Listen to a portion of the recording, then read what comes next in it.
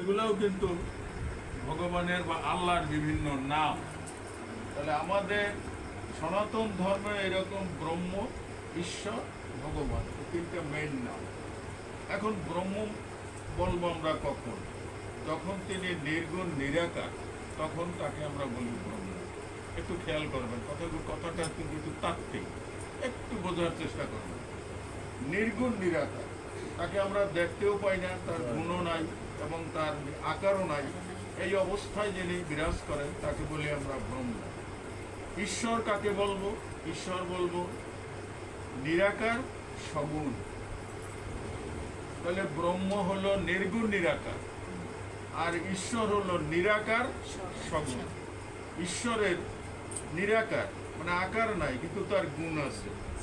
এই অবস্থাটায় যখন তিনি, তখন তাকে বলবো আমরা ঈশ্বর। আর ভগবান কখন বলবো? ভগবান বলবো যখন তিনি সগুণ এবং সাকার, তখন বলবো ভগবান। মানে আকারও আছে, গুণও আছে, এই অবস্থাটায় বলবো ভগবান। আর গুণ আছে কিন্তু আকার নাই, তখন বলবো ঈশ্বর। এবং গুণও নাই, আকারও নাই, তখন বলবো ব্রহ্ম। এই তিনটা জিনিস কিন্তু আমাদের জানতে হবে।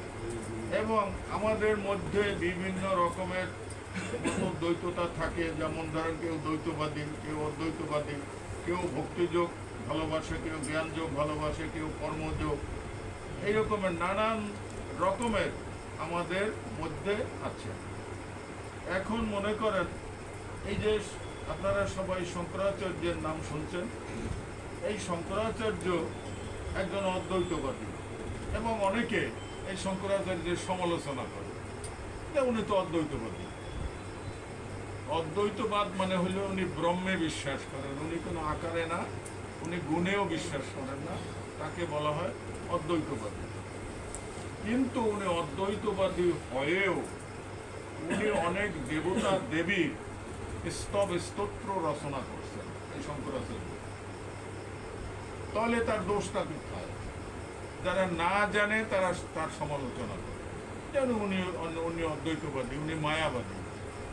কিন্তু উনি তো অনেক দেবদেবীর স্তোত্র রচনা করছেন, সেই তাহলে ওনার দোষটা কোথায়? উনি অনেক দেবতা এবং অনেক দেবীর মন্ত্র, স্তোত্র উনি এগুলো রচনা করছেন, তাহলে ওনার দোষটা কোথায়? ওনার তো দোষ নাই। ওনাকে নিয়ে আমরা অযথাই বিভিন্ন সমালোচনা করি। আর একটা জিনিস, উনি যে কাজগুলো করছেন, উনি যখন ওনার আবির্ভাব, তখন কিন্তু ধর্ম একেবারে রসাতলে, মানে বৌদ্ধ ধর্মের প্রভাব এত বেশি যে সনাতন ধর্ম বলতে গেলে রসাতলে, সনাতন ধর্ম যায়। তখন উনি কি করলেন?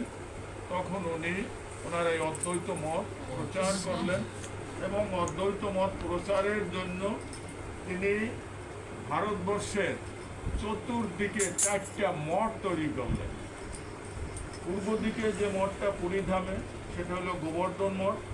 পশ্চিমে দ্বারকায় যে মঠ, সেটা হলো সারদা মঠ। উত্তরে কেদারনাথে যে মঠ, সেটা হলো জ্যোতির্মঠ। এবং দক্ষিণে রামেশ্বরে হলো শৃঙ্গেরি মঠ। এই 4টা মঠ উনি তৈরি করলেন এই সনাতন ধর্মটাকে মানে রক্ষা করার জন্য। তাহলে তার দোষটা কোথায়? তাহলে আমরা না জেনে তার কিন্তু সমালোচনা করি।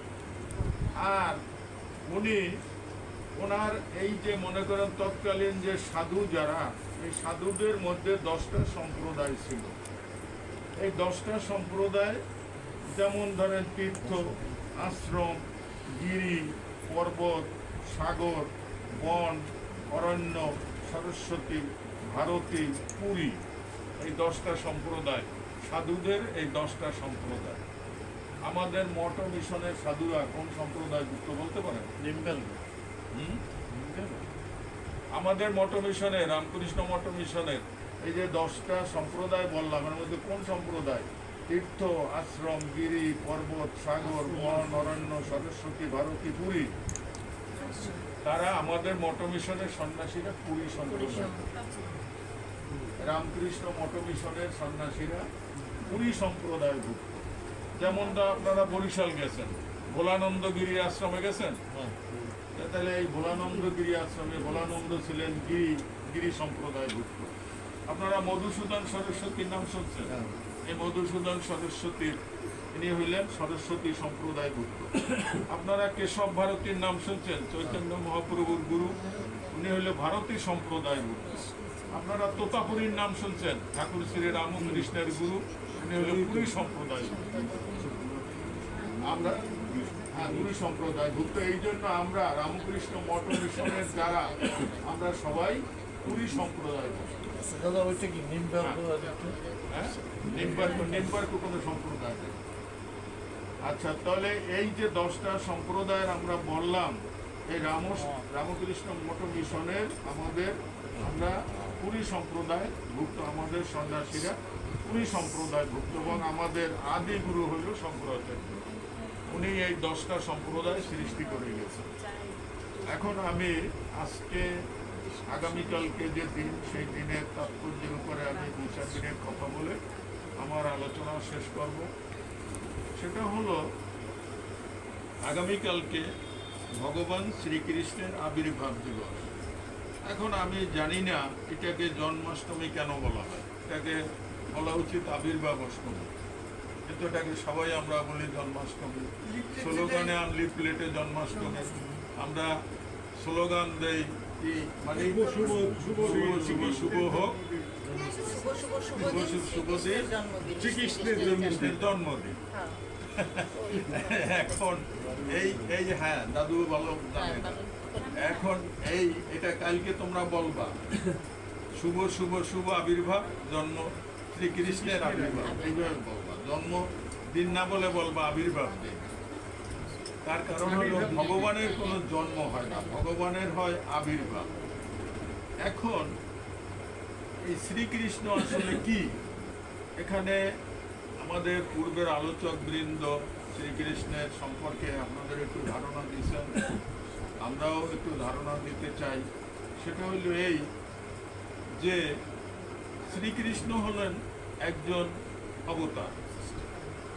যেমন আমাদের সনাতন ধর্মে অনেক অবতার আছে, একেবারে মৎস্য অবতার থেকে শুরু করে বিভিন্ন অবতার আছে। ভগবান শ্রীকৃষ্ণ এরকম একজন অবতার পুরুষ। এখন অবতার পুরুষের কয়েকটি লক্ষণ থাকে, এটা একটু খেয়াল করিয়ে শুনলেন, একটু তাত্ত্বিক। ঐশ্বর্য, বীর্য, যশ, শ্রী, জ্ঞান, বৈরাগ্য। অবতার পুরুষের এই 6টা লক্ষণ থাকে। যিনি অবতার হয়ে আসেন ধরাধামে, তার 6টা লক্ষণ থাকে। ঐশ্বর্য, বীর্য, যশ, শ্রী, জ্ঞান, বৈরাগ্য, এই 6টা থাকে। প্রত্যেক অবতার পুরুষেরই এই রকমের 6টা ঐশ্বর্য আছে। এখন শ্রীকৃষ্ণের আমরা একটা একটা করে যদি আলোচনা করি, ঐশ্বর্যটাকে যদি আমরা সম্পদ বলি, তাহলে ওনার বাল্যকাল বেলায় যেখানে লালিত পালিত হয়েছেন, সেখানে কি সম্পদের অভাব আছে? সম্পদের অভাব না, তাহলে ঐশ্বর্য। ওনার শক্তি সাহসের কি অভাব আছে? উনি কংসের মতো রোগকে বধ করছেন, উনি অন্যান্য আরো অসুরদের নিধন করছেন, অগাসুর, বকাসুর, বিভিন্ন রকমের যারা আছে, শিশুপাল, এই রকমের উনি অনেককে মল্লযুদ্ধে নিহত করছেন। তাহলে ওনার বীর্যের কি অভাব আছে? নাই। ঐশ্বর্য, বীর্য, যশ, ওনার যশের কি অভাব আছে? নাই। ঐশ্বর্য, বীর্য, যশ। শ্রী, ওনার যে রূপটা, তার কি অভাব আছে? নাই। ঐশ্বর্য, বীর্য, যশ, শ্রী।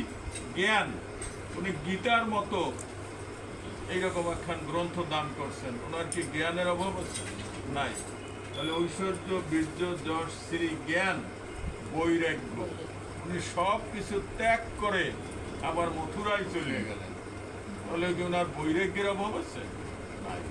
ওনার ভিতরে এই 6টা গুণই আছে, ঐশ্বর্য, বীর্য, যশ, শ্রী, জ্ঞান, বৈরাগ্য, এই সব কিছু ওনার ভিতরে আছে। কালকে তো আলোচনার সুযোগ থাকলো, আপনি একটু বললেন। হ্যাঁ, কালকে তো আলোচনার সুযোগ থাকলো, আপনি একটু বললেন। কালকে কালকে পড়ছে শনিবার, আমি কারণ কি করবো ভাবতে আছি। এখানে কখন আসবে কি করবো? হ্যাঁ? আলোচনার জন্য আপনি ডাকছেন